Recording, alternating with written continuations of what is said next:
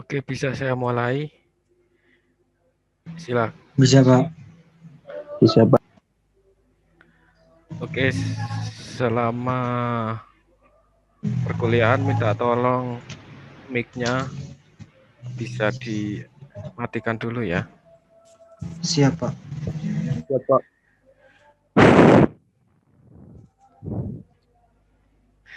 Oke, saya mulai ya. Sudah jam 2:05.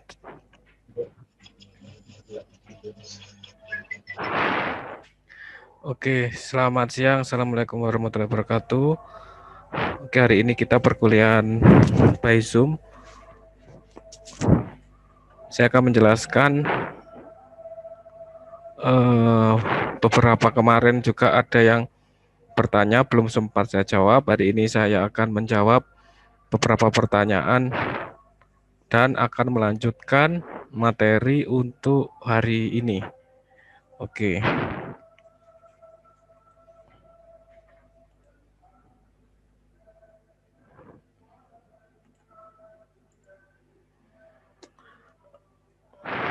Oke, saya minta tanggapannya apakah materi sudah terlihat di layar kalian? Sudah, Pak. Sudah, Ya. Pak. Oke. Oke, saya mulai.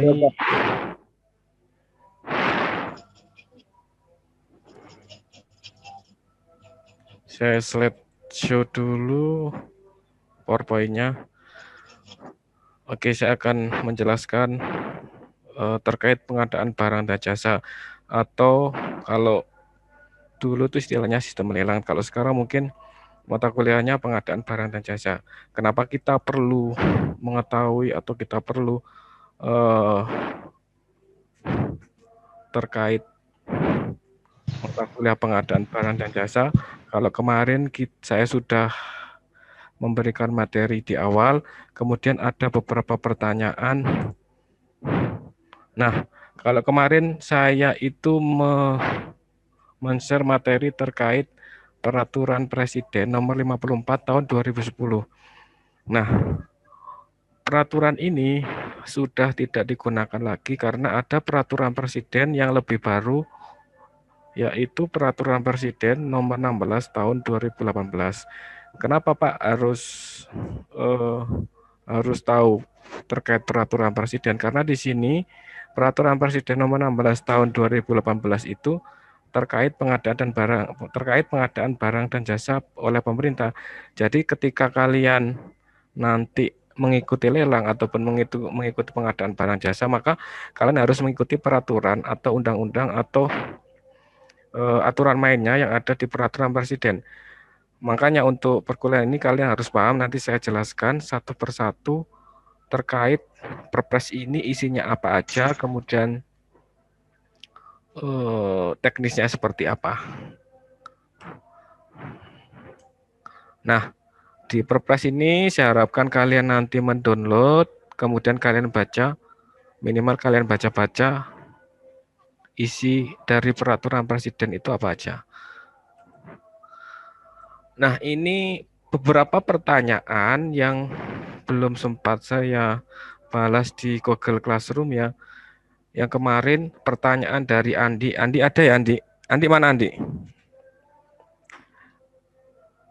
Andi apakah hadir? Ada, Pak. Ada, Pak, hadir. Ada ya? Enggak hadir. Andi Pranata Panjaitan? Enggak ada. Enggak ada? Ada, Pak. Ada, Pak. Ada ya tadi? Dari Andi bertanya. Saya izin bertanya, Pak. Di poin tender tertutup ada proyek sifatnya rahasia. Itu maksudnya seperti apa? Mohon penjelasan. Kemudian dari Utin. Utin ada Utin? Utin Winnie Rizky. Saya mau bertanya, jika rekanan mengundurkan diri dan sudah menyerahkan jaminan tender kepada pemilik, apa yang dilakukan tender lagi untuk melanjutkan pekerjaan sebelumnya? Hadir ya? Ada tidak, Utin? Kemudian dari Kolok Venus. Ada ya Kolok ya? Saya mau bertanya, jika tertutup penjelasan Ya, Pak, hadir. tertulis tender yang dilakukan oleh pihak swasta dan pemerintah, namun secara rahasia kita tahu bahwa proses tender sudah diatur dalam Undang-Undang 45. Pertanyaannya adalah apakah tender rahasia sejalan dengan UUD atau justru bertolak belakang? Mohon penjelasannya. Kemudian terakhir, pertanyaan dari Franciscus Rido, ini yang kemarin ya, baru saya buka. Saya mau tanya Zoom, berarti Zoom pertemuan awal ya, mengenai tender ini apakah dibuat oleh sekelompok orang atau gimana, Pak? Kalau demikian, apakah ada pihak terkait pemerintah? Mohon maaf sebelumnya. Oke, pertanyaan akan saya jawab satu persatu. Kemarin di penjelasan di materi awal ya, saya kasih materi. Materinya yang pertama, ada sistem pelelangan, itu ada sistem terbuka dan tertutup ya. Apa sih maksudnya? Terbuka itu maksudnya tender yang diumumkan secara umum, diumumkan kepada publik, jadi kepada masyarakat luas dan dapat diikuti oleh siapa saja yang memenuhi persyaratan. Jadi siapapun yang memenuhi persyaratan boleh mengikuti tender tersebut. Kemudian biasanya tender terbuka akan dilihat informasinya di baliho iklan atau media cetak. Nah, kemudian yang kalian tanyakan adalah tender tertutup, yaitu tender yang diumumkan hanya kepada perusahaan. Jadi tadi saya menjawab pertanyaan aja secara rahasia. Maksudnya secara rahasia itu diumumkan hanya kepada perusahaan atau badan atau individu tertentu. Jadi tender tertutup ini berarti dari pihak pemerintah ataupun yang mempunyai pekerjaan, mereka sudah punya istilahnya sudah punya informasi, karena nanti ini di dalam sistem lelang itu perusahaan itu harus mengisi biodata yang ada di aplikasi LPSE, jadi lembaga yang ada di pemerintahan yang mengatur terkait pengadaan barang dan jasa. Jadi semua informasi, semua klasifikasi itu sudah ada secara elektronik. Jadi ketika diadakan tender tertutup, bahwa mereka bisa memilih perusahaan mana yang valid, perusahaan mana yang sesuai dengan spesifikasi. Jadi maksudnya seperti itu, bukan maksudnya rahasia tidak diketahui umum. Jadi tetap diumumkan, tapi akan ditunjuk oleh penyelenggara tender tersebut, jadi langsung, karena misalnya dalam kegiatan tersebut sudah spesifik. Nah, jadi pemerintah itu atau lembaga LPS-nya itu sudah mempunyai data-data yang valid sehingga tidak semua orang atau perusahaan badan usaha bisa mengikuti tender tersebut. Jadi yang sesuai dengan spesifikasi. Nah, biasanya perusahaan atau badan yang ditunjuk melalui surat resmi atau surat elektronik dan tidak diumumkan kepada publik. Nah, di sini ada dua ya, tadi pertanyaannya Andi dan Kolo Octavianus ya. Kemudian, nah, kalau tender tutup biasanya itu lebih ringkas dalam hal pemberitahuan dan tentu tidak membutuhkan biaya besar untuk iklan. Biasanya untuk tender tertutup, penyelenggaraan tender sudah lebih jelas kebutuhan. Nah, spesifiknya jelas, kebutuhannya jelas, atau brief proyeknya dan siapa saja kandidat yang dirasa cocok untuk memenangkan tender tersebut. Nah, itu saya menjawab pertanyaan dari Saudara Andi dan Kolo. Kemudian saya akan menjawab pertanyaan dari Saudara Udin. Saya mau bertanya jika rekan mundurkan diri. Jadi dalam sistem lelang itu nanti ada pemenang ya. Pemenang kan nomor 1 ya. Pemenang, kemudian ada cadangan 1. Nah, ketika pemenang atau penyedia itu mengundurkan diri, maka itu langsung ke cadangan 1. Jadi tidak dilakukan tender ulang. Nah, seperti itu. Jadi ada penilaian, nanti ada sistem evaluasi itu berbagai macam ya. Di sini nanti saya jelaskan secara ringkasnya aja. Ini banyak sekali, jadi minta tolong diperhatikan, minimal kalian nanti ketika lulus, kalian tahu proses lelang seperti apa, kisi-kisinya seperti apa, mengikuti lelang, siapa aja yang mengikuti lelang. Nah seperti itu. Kemudian Franciscus mengenai tender apakah dibuat terus kelompok orang. Jadi tender itu bisa dilakukan oleh badan usaha ataupun perorangan yang memenuhi syarat prakualifikasi. Nanti saya simulasikan di ini ya, nanti di slide terakhir bagaimana kita masuk di sistem pelayanan tender secara elektroniknya, gitu ya. Nah, ini sudah saya jawab semua ya. Nanti silakan yang belum jelas ditanyakan lagi.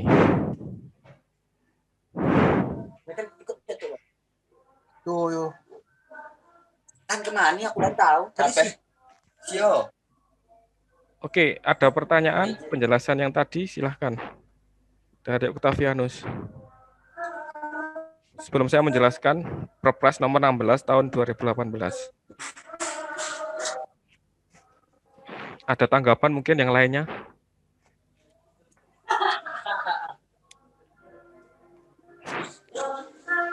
Pas atau? Pas, Pak. Saya lanjutkan ya.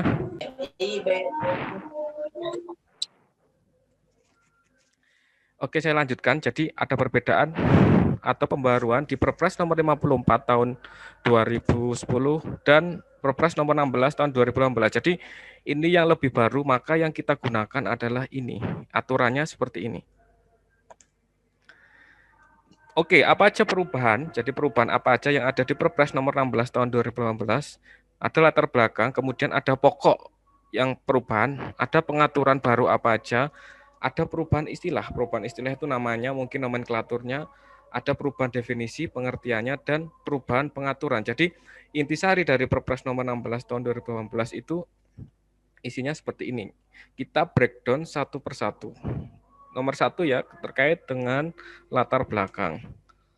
Kenapa adanya Perpres ini? Latar belakangnya karena pengadaan barang atau jasa pemerintah mempunyai peran penting dalam pelaksanaan pembangunan nasional untuk peningkatan pelayanan publik dan pengembangan perekonomian nasional dan daerah. Kemudian latar belakang kedua, perlu pengaturan yang memberikan pemenuhan nilai manfaat yang sebesar-besarnya atau yang disebut dengan value for money dan distribusi dalam peningkatan penggunaan produk dalam negeri, peningkatan peran usaha mikro, usaha kecil, dan usaha menengah, serta pembangunan berkelanjutan. Nah, ini beberapa latar belakang kenapa ada Perpres nomor 16 tersebut. Kemudian adanya arahan Presiden terkait percepatan pembangunan. Kemudian adanya keputusan Presiden nomor 11 tahun 2016 dan adanya tindak lanjut rapat. Ya, ini beberapa latar belakang aja. Yang terpenting nanti esensi dan tata caranya. Nah, di sini kenapa dilakukan perubahan untuk mensimplifikasi, maksudnya kita lebih ke praktik, ke best practice. Kalau yang lama itu banyak mengatur hal-hal yang normatif, maka adanya peraturan terbaru dibuat lebih praktis, lebih mudah dilaksanakan, kemudian aturan-aturan yang terlalu ribet bisa disederhanakan dan lain sebagainya. Nah, itu pokok perubahannya. Kemudian kalau kita melihat di Perpres itu ada babnya sampai berapa ini? 13, 14, jadi ada 14 kalau di Perpres ini. Kemudian disederhanakan menjadi, nah seperti ini, nomor 16 tahun 2015. Nah ini berubahnya di mana Pak? Nah di sini, bab-babnya ini. Nanti kalian perhatikan. Nah ini ada bab, di sini ada penelitian, ada tender internasional dan dana PLN atau HLN di sini. Yang semula 19 bab 139 pasal menjadi 15 bab 94 pasal. Nah ini kalau saya kira kalau satu semester ini juga nggak cukup, nanti saya jelaskan yang inti-inti saja. Nah ini kemarin juga sudah saya jelaskan sekilas terkait tujuan pengadaan, apa saja tujuan pengadaan. Di sini ada value for money, yaitu menghasilkan barang atau jasa yang tepat dari setiap uang yang dibelanjakan, diukur dari aspek kualitas, jumlah, waktu, biaya, lokasi, dan penyedia. Kemudian tujuan lainnya meningkatkan penggunaan produk dalam negeri sampai dengan mendorong pengadaan berkelanjutan. Nah, ini tujuan pengadaan di pengaturan terbaru di Perpres nomor 16. Kemudian yang kedua adanya pekerjaan terintegrasi. Maksudnya bagaimana, Pak? Jadi terintegrasi antara misalnya pekerjaan konsultasi, pengerjaan konstruksi itu saling berkaitan.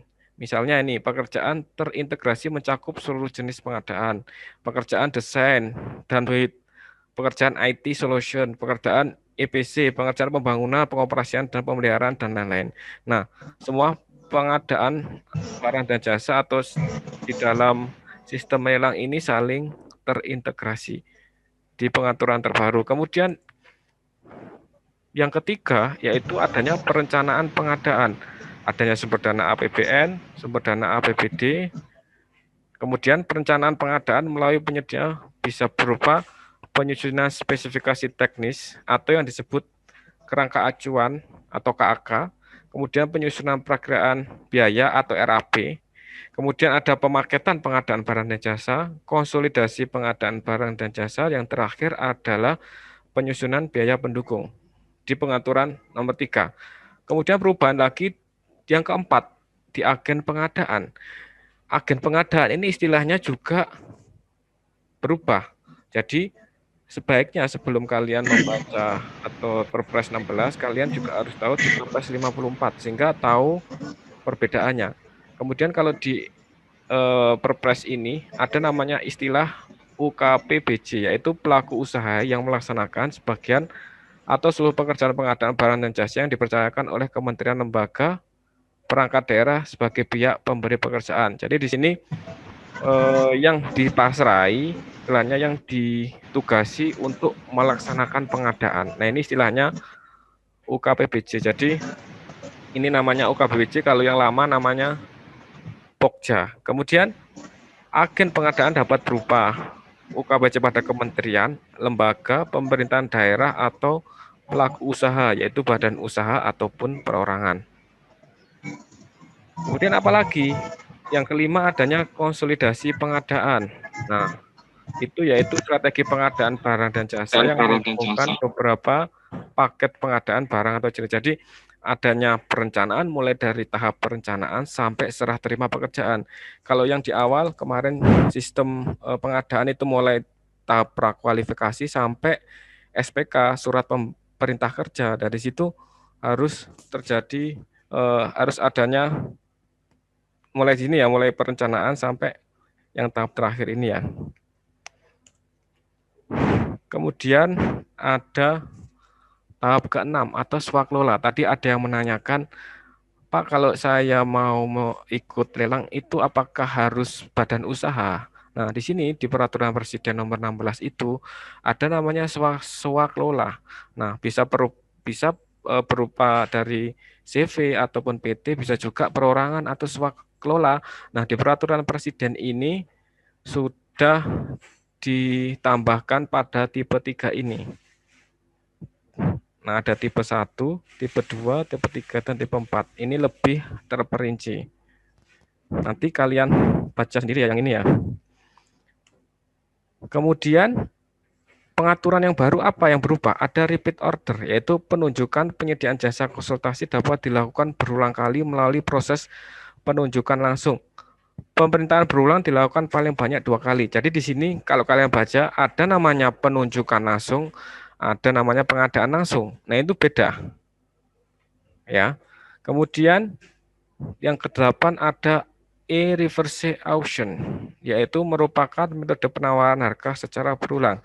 Biasanya kalau di metode lama ada penawaran sampul satu, buka sampul satu, kemudian penawaran yang kedua. Kalau di Perpres ini langsung digunakan, misalnya digunakan pada tender cepat.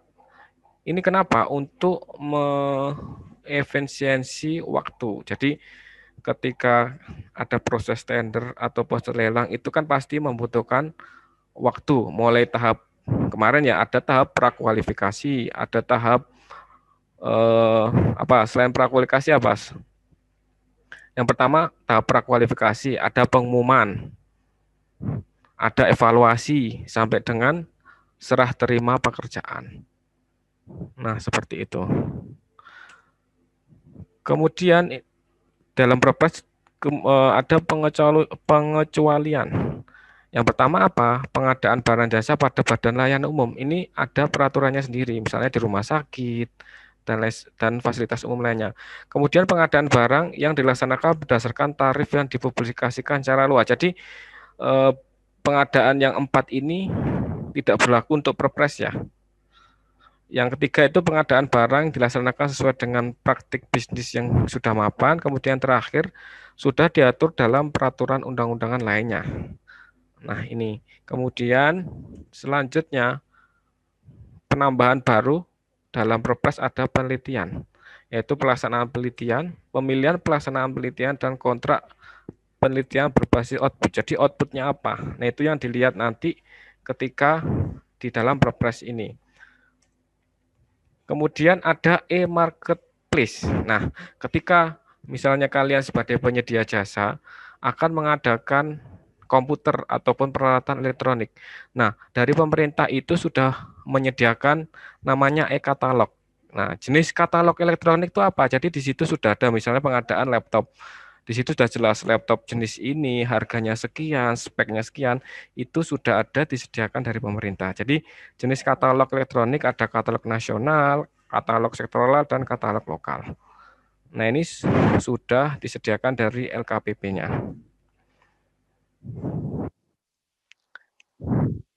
Yang terakhir apa? Layanan penyelesaian sengketa. Penyelesaian sengketa kontrak antara PPK dan penyedia dalam pelaksanaan kontrak dapat dilakukan melalui layanan. Jadi dari LKPP menyediakan penyelesaian sengketa apabila ada pihak-pihak yang tidak tidak setuju atau melakukan protes ya. Di sini ada layanannya di sini ya. Di poin 12.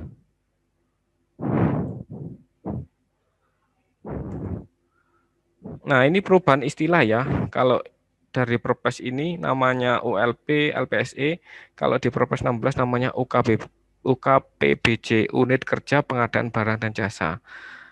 Kalau yang dulu kita ngomong lelang, sekarang diganti namanya tender. Kalau di Perpres yang lama ada Pokja ULP, namanya yang sekarang adalah Pokja Pemilihan. Kalau yang di sini sistem gugur, di Perpres yang terbaru namanya harga terendah. Kemudian istilah-istilahnya itu KLDI, ini K itu kementerian ya, lembaga, satuan kerja perangkat daerah ataupun institusi. Kalau di Perpres lebih disederhanakan, kementerian, lembaga, dan perangkat daerah. Kemudian dokumen, namanya dokumen pengadaan, kalau di Perpres ini dokumen pemilihan, ini ada pejabat panitia penerima hasil pekerjaan atau PPH, PPHP. Di sini pejabat panitia pemeriksaan hasil pekerjaan. Ini beberapa istilah yang berubah. Nah, perubahan yang lain ini masih ada 2. Ini saya lanjutkan di pertemuan selanjutnya karena ini masih panjang ya. Kemudian saya akan mensimulasikan contoh ya. Contoh, saya stop dulu.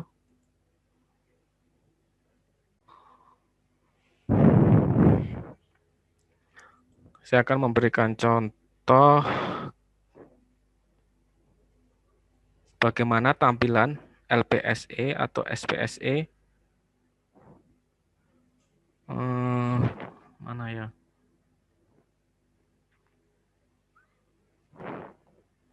Oke, sambil saya mencari, ada pertanyaan mungkin?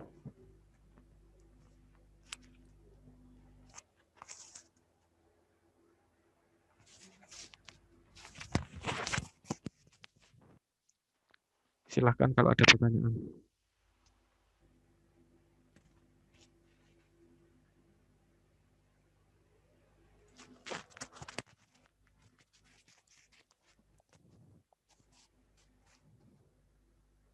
Dari Andi mungkin? Belum ada, Pak. Dari Ishak?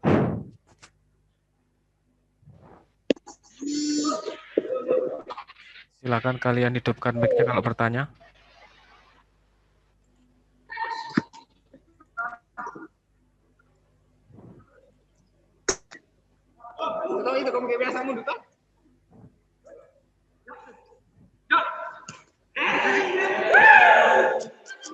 Nah, ini tampilan ya. Ini perusahaan saya di CV ya, bergerak di bidang konsultasi. Di sini ketika akan mengikuti lelang ataupun ketika akan mengikuti tender. Nah, di sini ada namanya CV-nya, penyediaannya. Ini CV. Kemudian di sini ada beranda atau yang diikuti lelangnya apa aja. Kemudian ada data penyedia, ini data saya, data CV, ada paket baru, paket yang diikuti, kemudian ada inbox, ada log access, dan apabila mau diganti password seperti ini. Jadi ini tampilan atau tender atau kegiatan. Nah, waktunya berakhir ini sepertinya ya. Nah, itu sekilas ya, nanti saya kasih link videonya, bisa kalian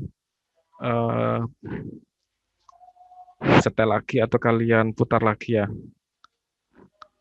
Nah, itu mungkin sekilas terkait apa aja yang ada di Perpres yang terbaru dan bagaimana perubahannya, istilah-istilahnya.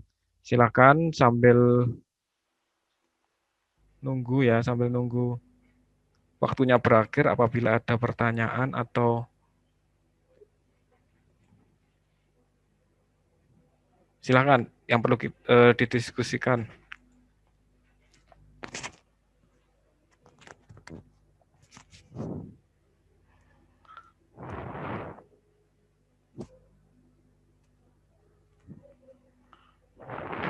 Ada tidak?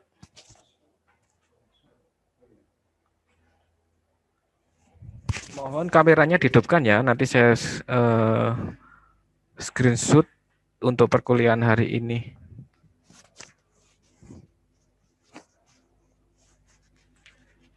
Oke, jikalau hari ini tidak ada pertanyaan, silahkan nanti atau di Google Classroom silahkan kalian ketik lagi. Nanti saya akan coba menjawab satu persatu ya. Dan harus ada pertanyaan, karena ketika tidak ada pertanyaan, itu ada dua kemungkinan. Yang pertama adalah Anda memang sudah benar-benar paham.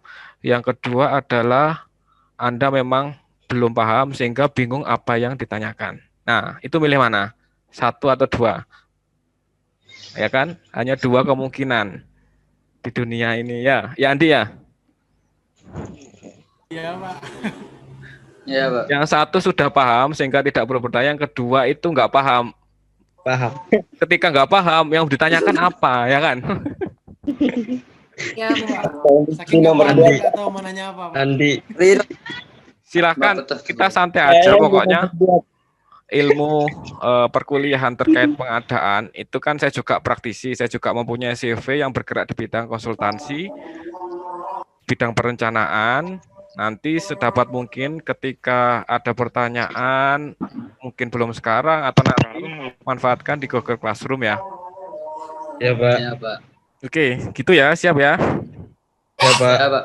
Oke, saya Halo, Pak. dulu ya. Siap.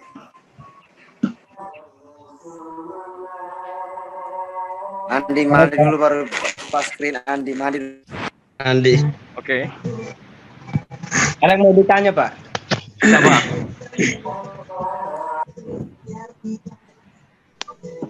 Virginia Suarez, ada pertanyaan? Ya, Pak.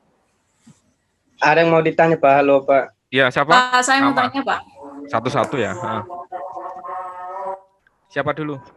Octavianus? Atau Virginia dulu? Saya, Pak. Oke, silakan. Ini, Pak. Tadi saya masuknya telat karena jaringannya agak lemot, Pak. Ini saya belum mengerti tentang yang saya mau tanyakan di sini. Pengadaan barang dan jasa tuh dia tuh menyangkut apa-apa aja ya, Pak. Soalnya saya belum terlalu mengerti, Pak. Maksudnya gimana? Spesifik pertanyaannya. Saya bingung juga nih pertanyaan Maksudnya tuh Pak, yang pengadaan barang dan jasa tuh dia tuh menyangkut tentang apa? Kalau di bidang teknis sipil sendiri, dia sangkut pautnya apa Pak? sudah. Yang lainnya? Oh ya, Pak, ada Pak. Siapa? Franciscus Rido, bukan? Ya. Ini Pak mau nanya tentang apa namanya? Tender juga Pak. Ini misalnya orang yang mengikuti tender tersebut,